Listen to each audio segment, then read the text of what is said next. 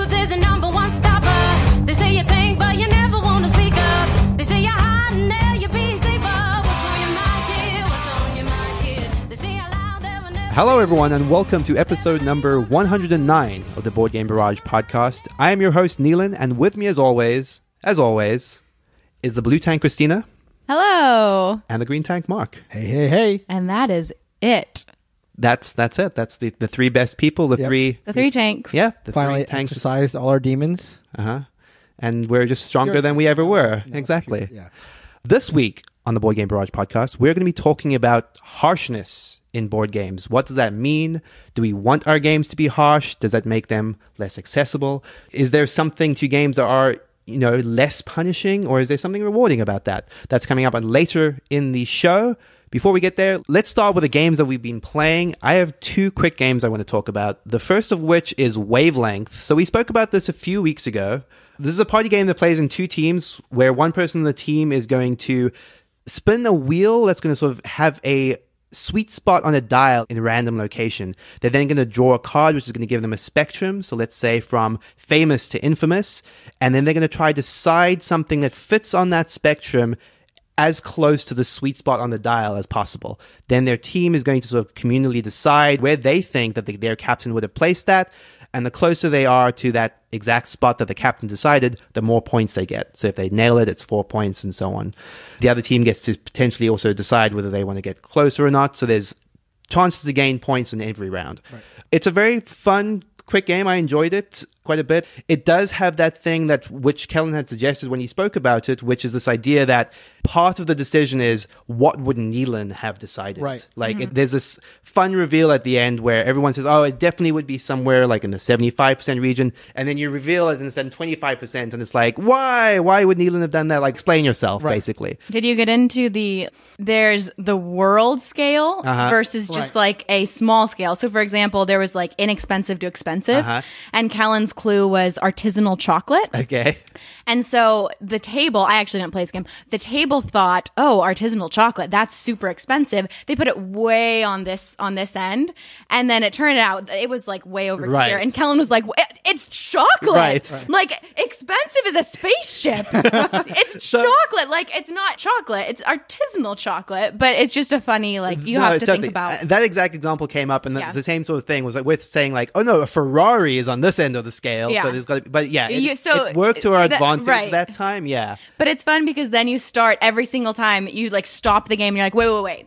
What would Kellen think is the most infamous thing in the world? And you just start thinking like the Big Bang. Right. It was, I don't know. I love it. I think it's just incredible. And I think it lends itself to like really fun moments like that, because one of the best examples from our game was, I think the chart was from like flavorless to flavorful, and they said bread. And everyone's like, well, bread is like somewhere in the middle, right? It's just kind of like, it's good flavor, but it's not quite. But then his thing is like, no, this is like way on the zero end of it. Like, bread is a nothing food. And we're like, what? Like, I would eat bread all day. So I love that, like, second guessing what that person would have done. That's really, really fun. I also played Genoa. Wait. Best party game of 2019? Best party game of 2019.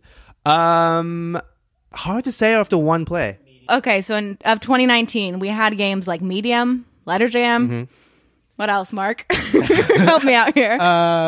Finger Guns at High Noon, which we liked a lot. What else? I feel like there's other big party games. Okay, I'll tell you what I think. Yes. You think it's the best party game in 2019? Oh, yeah, totally. Yeah. No, I think for me, Letter Jam wins out personally, because that was like a big hit for me. I think it's definitely in the upper third. Like, it's very, very good. And I think there's like something you can't deny about just the physicality of the toy, the presentation. Like, I love the reveal of just spinning, revealing the gate. Yeah. I'm going to be a little contrarian here. I think it's a great game, and in theory, it was a game that I was super, super excited about.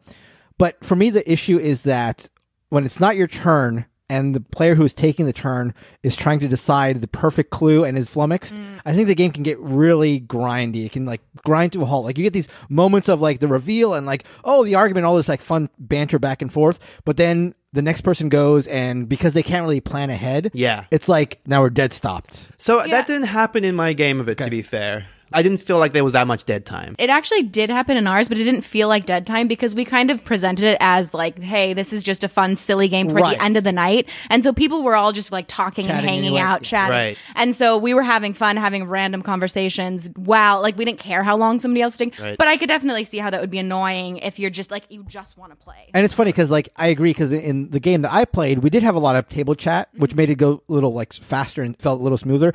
But I think it was my excitement to play it, which was like hurting it to me because I was eager to get to the next person's clue, and my eagerness made those like stops feel worse. Don't want to talk about watch Right. That's right. Exactly. I did feel like I wanted to play it more. It also like lends itself to like a pretty big crowd of people as well. So yeah, that has that going for it. That's Wavelength. I also played Genoa. Genoa, I know, is for the first time. For the first time, yeah. Wow. Yeah. Wow. I think it re-entered the board game group to some extent. But okay, well, so to sum up what it is really quickly, it's on the surface, a fairly straightforward Euro, let's say call it kind of a pick up and deliver game. You're collecting resources, you're sort of dropping them on locations. Recipe fulfillment, set collection. Exactly, fulfilling orders, etc., etc. But every single aspect of the game is negotiable and tradable. So all of your resources, all of your money, cards you have can be swapped out. And where you go on your turn is negotiable by other players at the table. It's like, okay, I will give you this if we go here instead. I will give you this if you allow me to drop off this on the way on the route. So it's like... this is on Kellen's top 50, huh? Yeah, it definitely sounds like a Kellen It's very game. much a Kellen game. I mean, it sounds great. I think I would like it a lot. It's really clever because it has that sort of just trapping of boring Euro, but just that one simple twist on it just completely blows it open. Yeah. My first game of it left me feeling like I want to play it again, absolutely. But I think it's so player dependent because in our group, we unfortunately had someone who was new to the group, didn't really gel with everyone just yet. So it stunted the game a little bit. There was a little bit less talking, a little bit less negotiation than there should have been. And it just made me feel like I can't wait to play this in a group with people that I know very, very well. Okay, so you did not have the situation where we talked about last week, and I think the week before, where a bad play sort of poisoned your anticipation of future play. No, not at all. If anything, it got me excited to play this in a more idealized situation. Great. Yeah. So Genoa and Mezzo next Saturday. That's it. The double feature. Do it. Yeah. Yep. Okay. Add strategic on. Oh yeah. There you go. All Perfect. right. We'll see you all there. Okay. That is it for me. Mark, what have you played? So we all just got done playing a couple rounds of Krass Kariert, or as it's known in German, Krass Kariert. Oh, Krass Kariert. No, Krass Kariert. Kariert. Yeah, it's like Krass Kariert. So just look that up on BGG and you'll find it. Which apparently means checkered cross or cross checkers or something. There are a lot of checkers on the card. There are a lot of checkers. What you're trying to do is two things, sort of. You're trying to get rid of all your cards, and if you get rid of all your cards, you're safe for that round. And you're also trying to play your cards in such a way that one player can not play on the trick. So whenever a player can't play on the trick, they have a couple of options, but once they run out of these options, they will basically like sort of lose a life. And once a player loses all three of their lives, they are the loser of the game and everybody else wins. The way that you get rid of cards is very Tichu-esque. So basically there are about 6 ranks of cards. There's a single card, and then there's 2 sequential cards, 2 cards of a kind, all the way up to 3 cards of a kind. So, for example, an 8-8-8, playing 3 8s would be among the top plays you could do. The top play being 3 12s, for example. That's basically all there is to it. You keep playing cards until one player is out. What about you can't reorder your cards? Oh, right. Sorry. Yes. The most best part of the game. If you're familiar with Bonanza, you'll be familiar with this part of the game. When you are dealt your 10 cards, you cannot rearrange the order of the cards. And the way that you play sequential cards or identical cards is you must pull them from your hand in the order that they appear in your hand. So, for example, if you had in your hand a 7, a 5, and a 7 laid out in that order, you might play your 5 in one round in order to get those 7s together, and then in a subsequent round play both of those 7s. There are some fun ways to affect the order of your cards because you have 2 cards in front of you as well as the 10 that you're dealt. So if you can't play, you can pick up one of those cards and put it wherever you want. So that can be part of your strategy. Even if you can play, you might want to pick one up and put it in your deck just to get like a really good setup for your mutant. Setup. And there are these other sort of one-off special power cards. One of them also, which if you win the trick that it's in, you get to draw three cards, add them. So yeah, there are Right. fun ways to like manipulate your hand, to like set up for future rounds, which I enjoyed. Christina, what did you think of Krass Kariert? I loved it. Krass Kariert. Wow, you guys are nailing this Yeah, we got pronunciation. it. No, I loved it. I thought it was really good. I have actually never played Bonanza. I'm like instantly reordering. And before Kellen explained why you couldn't reorder cards, I was like, what? I was appalled. I was like, what do you mean I can't reorder my cards? I must reorder my cards. Anyways, so I thought that part of it was really fun. As soon as you start, you pick up your cards and you start looking at them and you're like, okay. You just start seeing the crazy things you can do, which brings me to the thing that I didn't like about it is that this game is played in rounds and you basically plan out your entire round and you get really excited because you're like, oh, I'm going to play this card and then these two become a double and then then I have a 3 of a kind and it's really exciting. And then somebody loses, and the second somebody loses one of their lives, the round is over. Right. And so all the fun things you had planned just go to waste. Mark and I had a couple like amazing combos. Playing really well. And we showed each other because we wanted somebody to know how good we were doing. Anyways, I was amazing at this game. and nobody really got to see how amazing because Neelan kept losing. Right. And the round kept ending. Before you could pull off any of your amazing things. Yeah, Yeah, so- it almost like repivots what the game is about. It's about being able to last longer than like being able to Right. play out your hand. Like Yeah. playing out your hand is good because you know you're safe. Which is- but, yeah. which does feel good. But it's such a weird mindset switch because Right. like you're so used to in cards where you want to get rid of all your cards, you're like, I'm going to get rid of Setting all up, my right, yeah, cards. right. You And set then I'm up, done. and it's very hard to switch your mind to like. Yeah. But I mean, I don't know. I won anyway, so We all want equally. they say forgiven. there's no winner in this game, but I won. I had. Well, there are winners. I had all 3 of my lives at the It end. felt like there were just no winners overall. Like, this was my main takeaway. I agree with you completely. Like you said, there were times where I was setting up. I was really looking forward to playing a nice run of cards, and I couldn't. The other thing that's interesting about that is that when you set up these big runs, you have to make sure that you can complete them because there's an interesting sort of dynamic where if you play a lot of your cards but not all of them and you have just say 1 or 2 left, you put yourself in a very, very, very vulnerable position. So it's almost like you either want to be out of cards or have a lot of cards. Right. Like being a situation where you only have 1 or 2, you're now walking a very fine line. Or you just make a plan that lasts till the end, Mark. Yeah, I know, like me like and you did. Like, we well, did that's every right, single that's time. right. I'm That's just- why there are winners in this game and there are losers. Anyways, Also, there are fun situations where because like one person is like a chip away from winning, which in this game was me, it's like all attention just like focuses Right. on them. Like, okay, all that matters is we kill Neelan, Neelan. kill Set Neelan. up a kill for Neelan. Like, yeah, that was fun. Yeah, the ending was actually very epic where Kellen just collected like 6 extra cards. So Mark and I kind of set Kellen up. So he had 6 cards. Excuse Oh, God. Yeah, he's here after all. You noticed your mic was red, didn't you, Christina? Yeah, I mean, the hope was that I was just taking over. I was going to become the red tank. Eventually. My hope. Eventually, yeah. But here you are. All right, you can leave now. Just go What? ahead. Get out. Right now? Yeah, get out. Okay, I spent all day being the intern setting everything up, and now you're kicking me out? Yep. We appreciate it. We can't. This does happen all the time where I come, I help, I'm the intern, literally running errands for them, and then they make me leave. It's really sad. No, I'm just kidding. I don't want to talk anyways. Okay. We appreciate your time. Goodbye. Can you grab the trash on the way out? I just also want to say that they didn't let me talk about Rumble Nation, but it's amazing. And I've played it like 16 times already. I love it. It's the best game of 2017. Is that what it's from? Do we have Oscar's walkout music? Because this would be. Oh my gosh. I'm leaving. I want to leave. All right. Have a great night. Good luck getting through the rest of this podcast with Kellen Allen, and see you guys later. All right. Bye. Thank you. Thank you so much. Well, that was weird. Speaking of harsh, hello.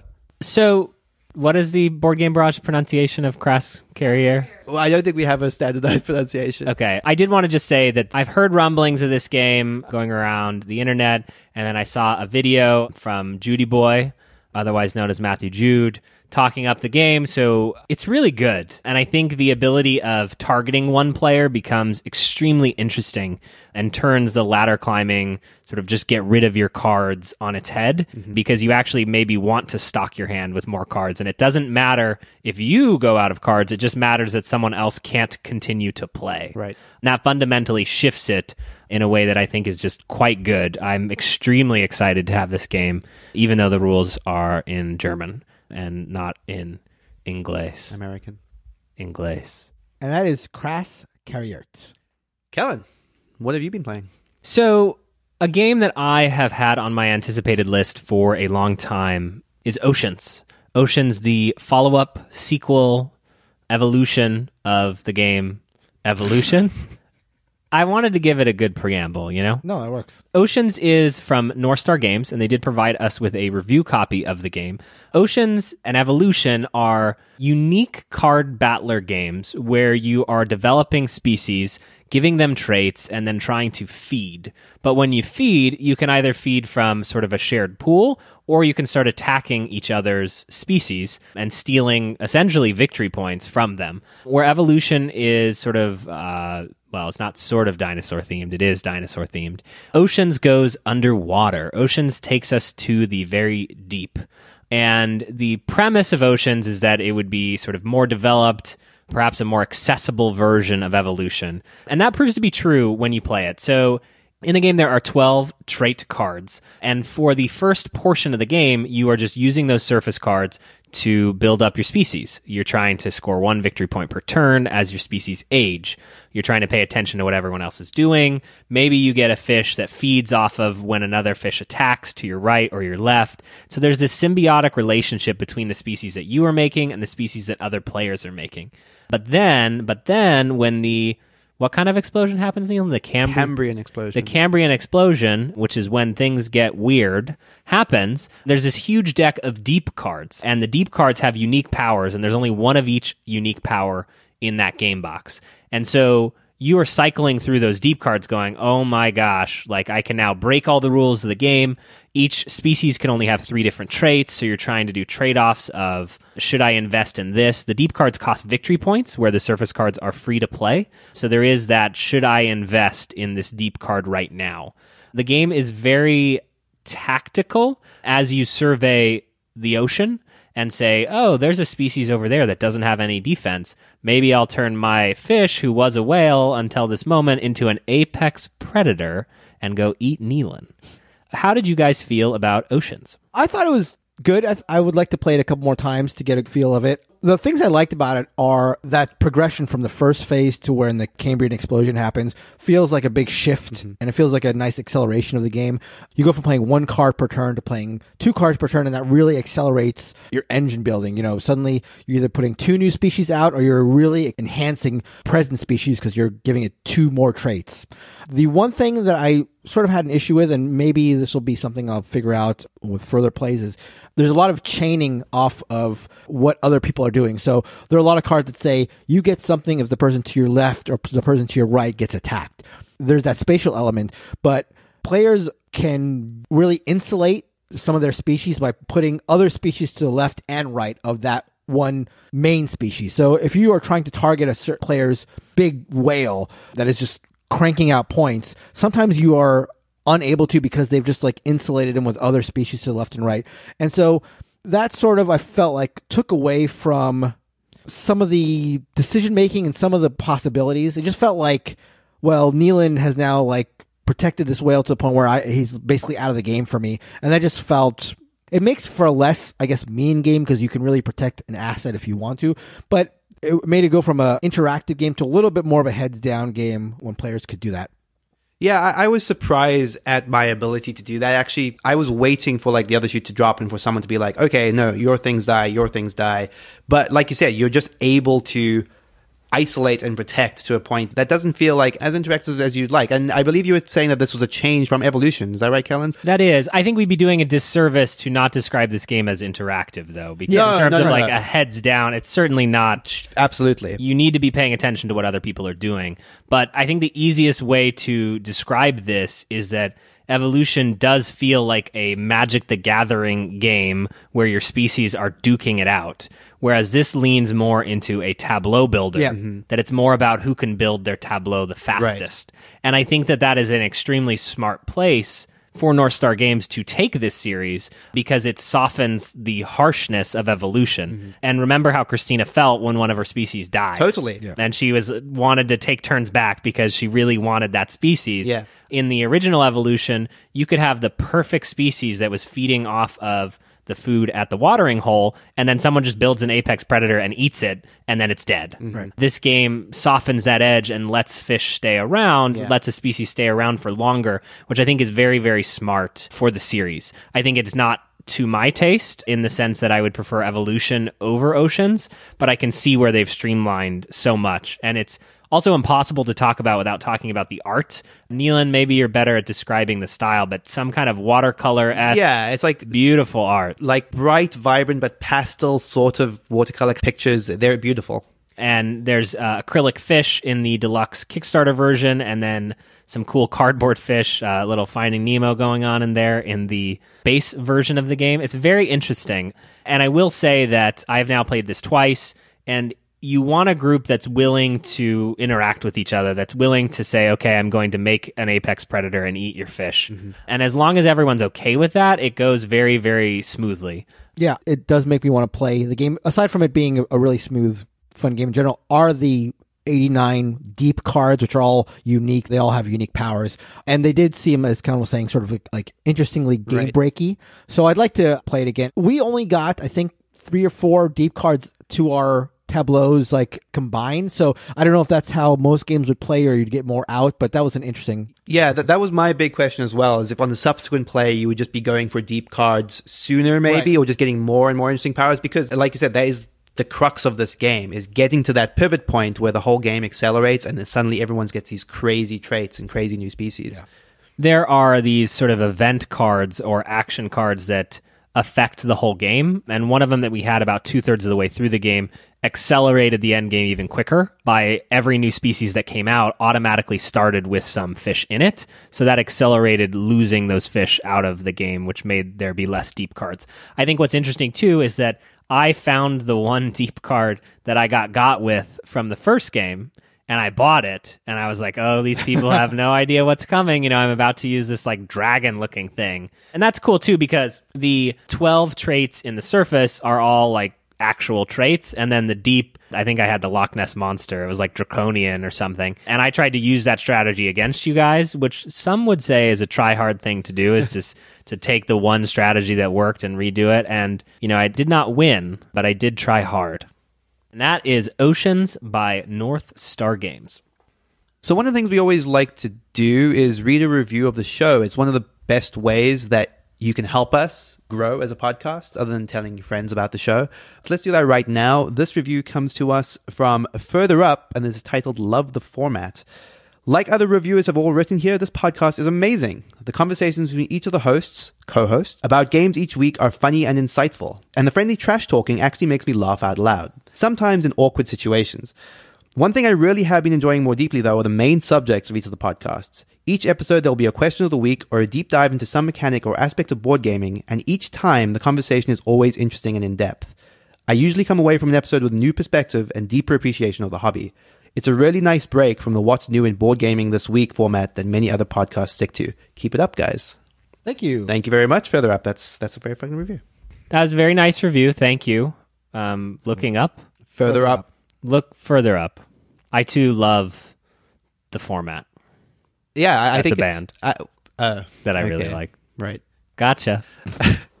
But that said, I do think that our special topics are one of the things that sets us apart. So let's move into Our special topics? our feature topics. What do you mean our special topics? Our feature topics. Our special topics. Are you special- saying our our future special topics aren't special? Yeah, I think as we look to grow out the show in 2020, anything you can do to spread the word is super helpful for us. So we appreciate everything that you guys do. Let's get into our special topic. We're going to be talking about harshness in board games.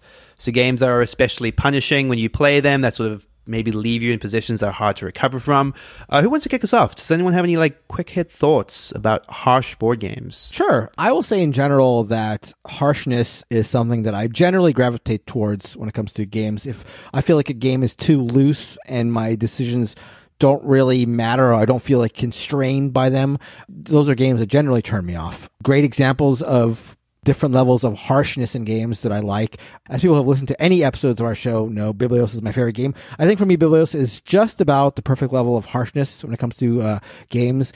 Every time I am doing that first phase of Biblios when I'm drawing a card, that decision of, okay, am I going to take this card? Am I going to put it out for people? Am I going to put it in the auction pile? and not knowing what the next card could be, that level of tension is something that I always look forward to.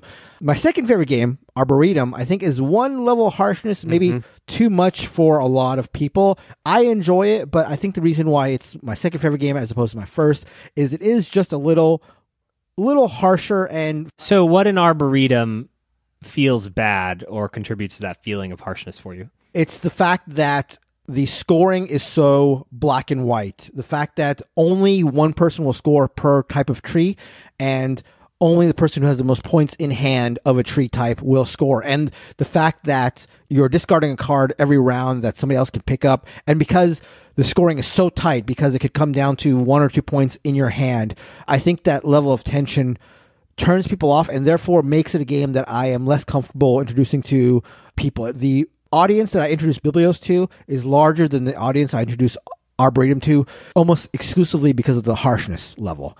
And then I'll go one step further. Arboretum and Biblios are hand management games. I'd say that's the number one aspect of the games. Another hand management game, Seasons, is a game that I always enjoyed, but one of the reasons why it's not a top 50, maybe not even a top 100 game for me, is the lack of harshness. You start with a small grimoire, a small set of cards that you can play as spells. Or a hand of cards, as they say in the business. Is it actually a grimoire? Yeah, because you're spellcasters. And those are So like a Netrunner, it's the grip, Right, the but grip, it's the grimoire. Yeah. Is that a magician term, Nealon? Grimoire? The grimoire, Yeah, it is. it's like an old spell book. Yeah. Do you have one? I of course I have one. It's a You Victorian never one. reveal your grimoire to other people, the non-magic Can inclined. never reveal it? No, it's the source of my power.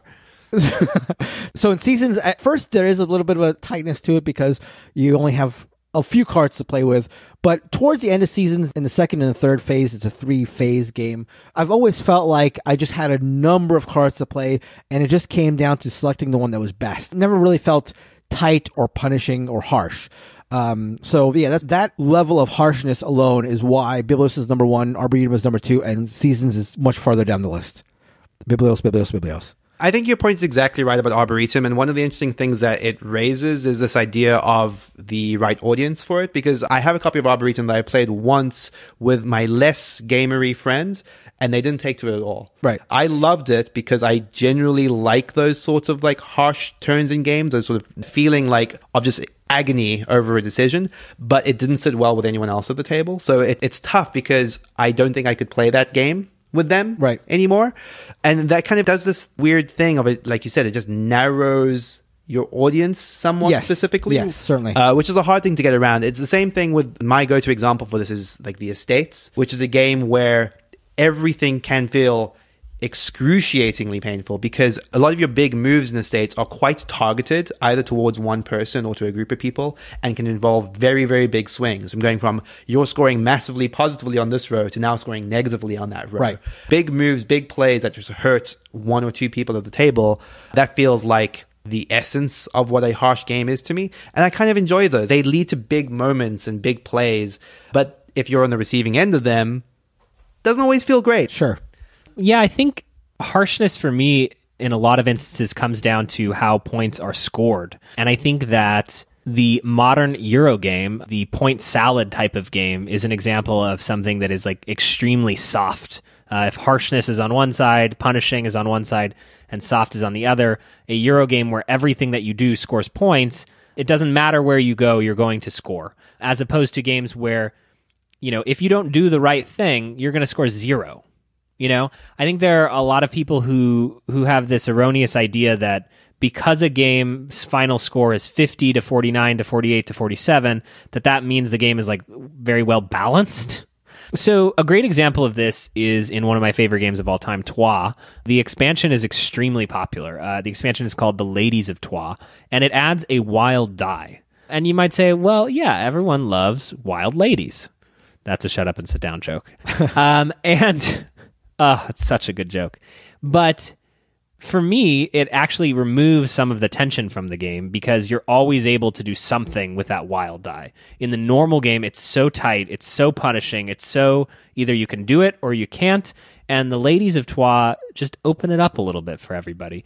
And I think that that's a bad change for Troyes. It's not always a bad change. There are a lot of games, and this topic actually came as a result of talking about oceans together with each other, where evolutions is extremely punishing, and ocean says, well, at the end of the game, any fish that you didn't get in your victory point bag, you score a point for.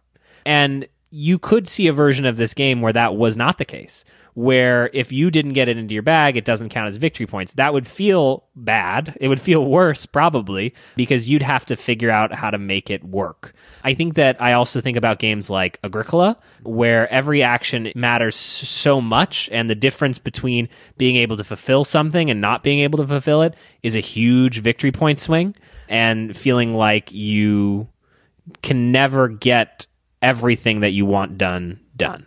And that's sort of how I think about harsh board games. So while we're on the topic of something like Agricola, let's talk, for example, about the later Uwe Rosenberg games. Because I think you've mentioned before that the way that, say, A Feast for Odin, widens out the options you have. Would you see that as a version of lessening harshness? Absolutely. And I think that, in some sense, we've walked away from what it means to be a worker placement game. Sure. The original premise is, there's 10 spots, and if I go on one, you can't go on one. And it seems like largely the innovations in worker placement games have been coming up with ways around the rule. Right. Without, making it less punishing to be like, oh, you get your guy back, or you still get something. Yeah, you could look at Charterstone by Stonemaier Games. You have little baby workers that can also go on spaces even when there are big workers. Mm-hmm. You can look at viticulture and the Grande meeple, which allows you to go to a space that's already been taken. You can look at Architects of the West Kingdom, which doesn't hurt you for going to the same space as someone else. There's a different mechanism where you can send all the workers to prison if you focus too much in one area. And it's still, quote unquote, a worker placement game. What Uwe Rosenberg did in A Feast for Odin is he just made 70 variants of the same space. Right? So instead of there being that one place you need to go for wood, there's 7 of them. And they're all various levels of optimal, and it still hurts if the one you want gets taken. But I think, even Uwe tweaked it in the Norwegians and said, actually, we need to make this a bigger element of the game, that harshness for getting spaces, or that competition to get the spaces. It's funny you mention that, because I think if I ranked Agricola, the Norwegians, and Feast for Odin, I would rank them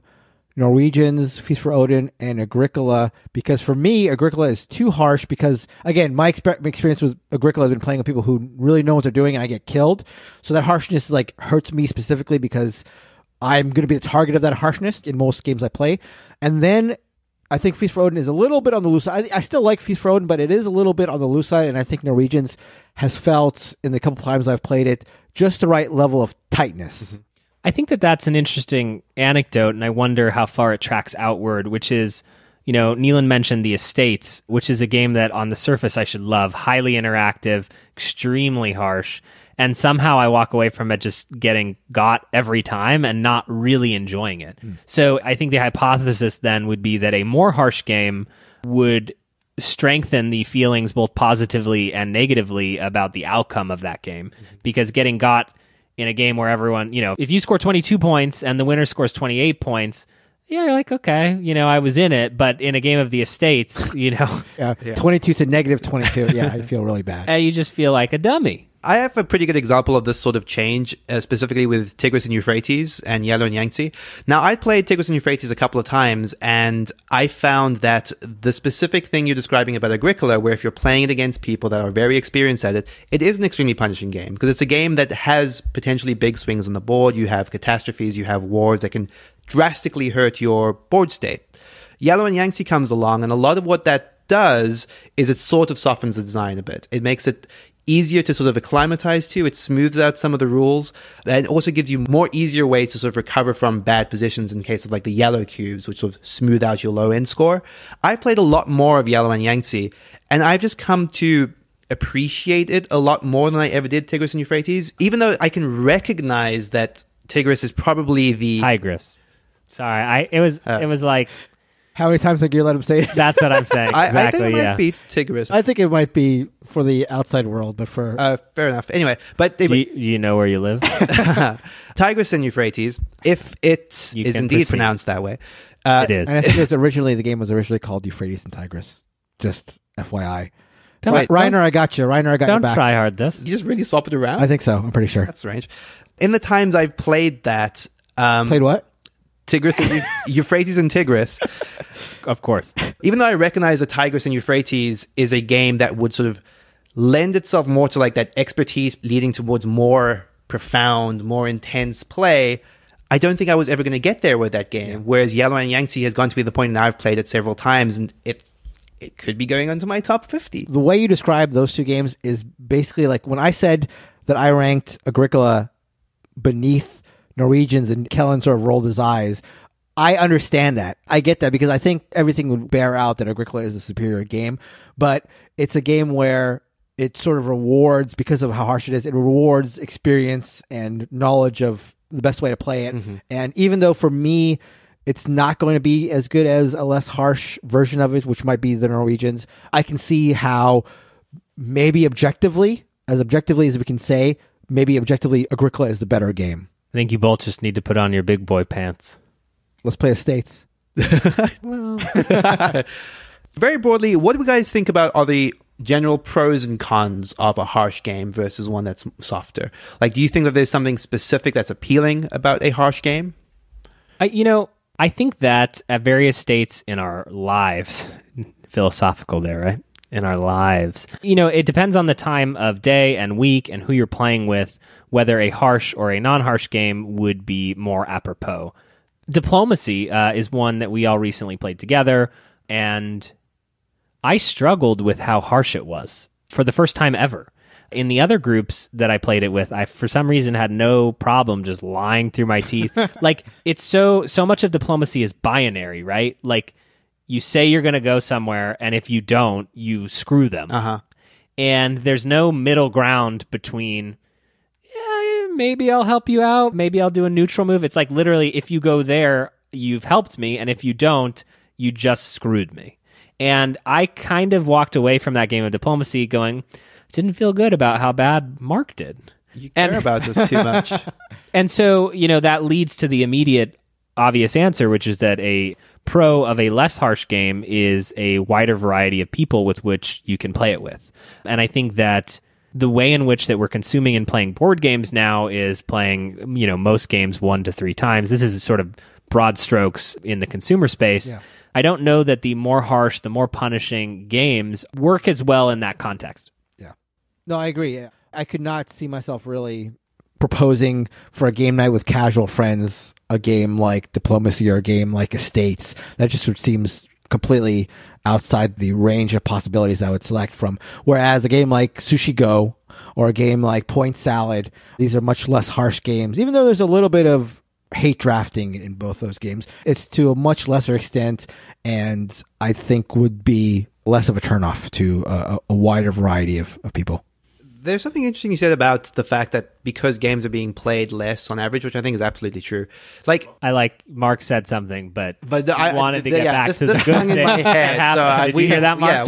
Yeah, sorry for interrupting what is going to be a great point. Well, yeah, it just nestled in my brain. I just have to get it out there. Okay. But yeah, I think Continue. that's true, because what happens with a harsh game is that what softens the blow of a harsh game is those repeat plays, knowing what's in the game, knowing what to expect, knowing what to protect yourself again, and that's where the harshness goes from being just punishing to being, oh, I should have seen that coming. Enhancement. Exactly. Yeah.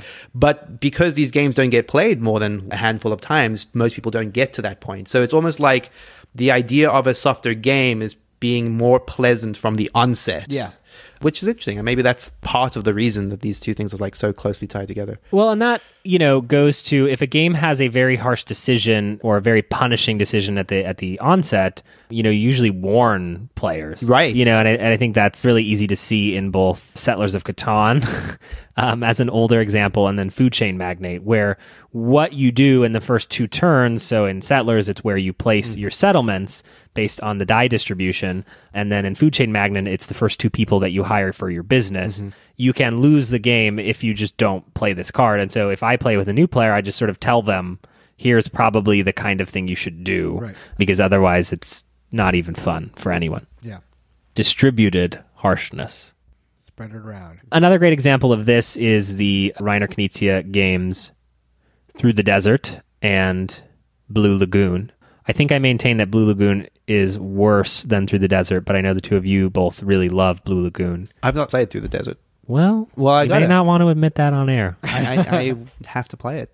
One anecdote that I think I'd just like to throw out there is I recently got to try Reiner Knizia's The Only True and Living Doctor game, Medici. And there's something where in that game you are bidding, but when you bid on something, you pay with victory points. So there's no obfuscation of the fact that every decision you make costs you victory points. And something about that felt so harsh to me, or so punishing. Like there was no, 3 coins is worth 1 point at the end of the game and half your resources are worth this. It's like, no, evaluate the board and spend your victory points. Right. That was kind of my only sticking point. I think that's fantastic from a simplicity's sake, but something about the way in which it's directly connected to the victory points, and there's no obfuscation of that. See, there's another good word. Just full of them this week. Thank you. Makes it feel harsher.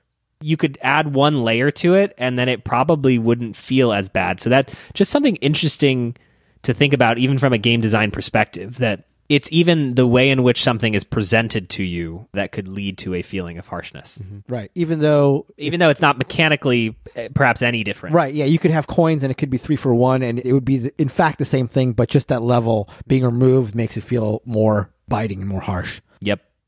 Yeah. I wonder if the trend, well, yeah, it does seem like the trend is towards more of that obfuscation, as you say. Everyone is a winner. And I think that is exactly for the reason you pointed out, Neil, and like, games are being played less, so you need them to be. You're upset that I'm trying to well, let's not acknowledge my good points. That was my point. Well, I mean, I think I took your refined poll and it. refined it. What are you talking about? Refined it? Beautiful, Like you're cutting beautiful out the part on the diamonds. tape where you just repeated me. I will say that I agree with Neil's point that games are being played. Games are being played just a few times, and I think designers, publishers, and everybody involved in the selling of games knows that they need these games to hit immediately. So you don't want games that take a while to too get going. punishing. Yeah, Right. Absolutely. Yeah. What a special point that I made. that you just made. You started it. Yours was a lump of coal. Nealon like shined it up a little bit, and then I made it into a diamond. Plateaued a little bit. I diamonded it. Yeah. Wait, so am I the uncut gem? Oh my god, you love it so much. Gotcha. That's going to do it for our talk about harshness in board games. Thank you all so much for listening. Check us out on our social media. We're at Twitter. We're on Facebook. We're everywhere you'd expect we would be. We're on Instagram. Just search for Board Game Barrage. You'll find us. Send us an email at boardgamebarrage@gmail.com. If you're listening to this, the day it gets released or the next couple days after that, we're going to be at Strategicon this Saturday. This Saturday, the 15th. Yeah, So we'll come out and play with us. Yeah, we'll be just hanging around playing board games after we've wrapped up the trades. Yep.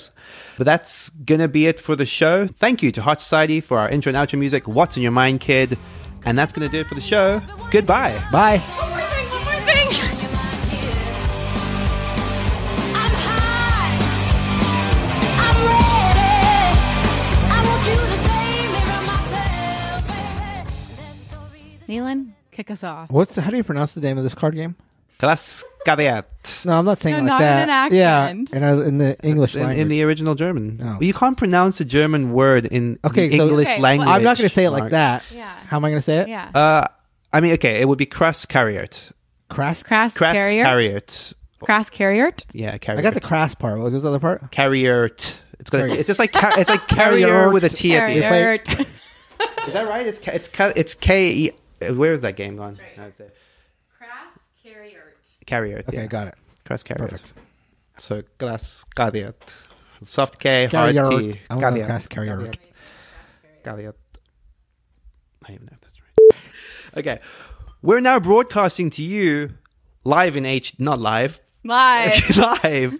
Live on tape. Live at the Board Game Barrage. Live to tape. Headquarters. Headquarters. It's sunny Yeah. Burbank. In Sunny- in sunny Burbank, California. We are now recording. Okay. We're good with that? No, we're not good with that. Okay. Terrible. That is garbage. There's no chance. That was so good. That was good for outtakes. I don't trust that as a go. Okay. All right. But he also covers like 1 or 2 games that typify, typify. This is a, do it with me. Typify.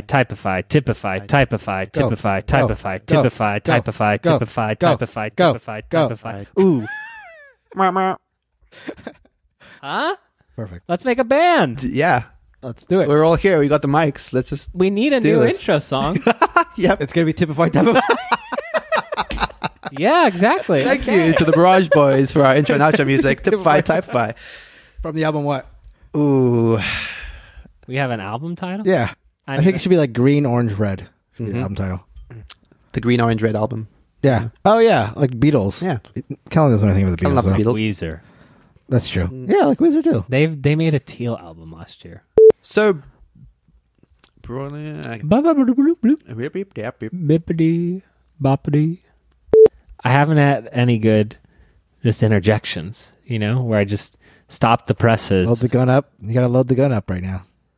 Oh, I didn't get to do my sniper joke Oh, yeah. about kneeling. What was a sniper joke? Well, it was just how I had the grenades, I had the sniper rifle, because Christina did it. Did you see that? She stole All the your joke. bits. Literally, that was a really good thing.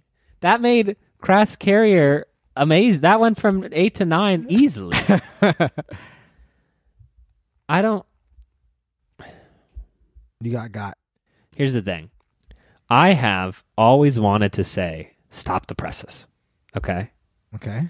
Like it's a fantasy from childhood. Anyway. To say stop the presses? Yeah. Okay. Because it's from the movies. Someone goes yeah. like, yeah, stop the presses. Yeah. So You're running out of time to say that. we got into a situation on one of my clients where we had already printed $10,000 of the out-of-home boards, the billboards that you see. Okay. And we got into the situation where I was like, oh my God.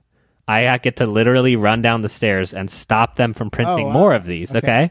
And, I had a team of a couple people, and so I asked one of the girls who worked directly with me to come with me. Mm-hmm. We both run down there, and she says... Oh, no. I had call a meeting with like 10 to 12 people, and I'm so excited to like shout, stop the presses. Oh, my God. And you got? And she's like, guys, we need to stop the presses. Oh, God. Wow.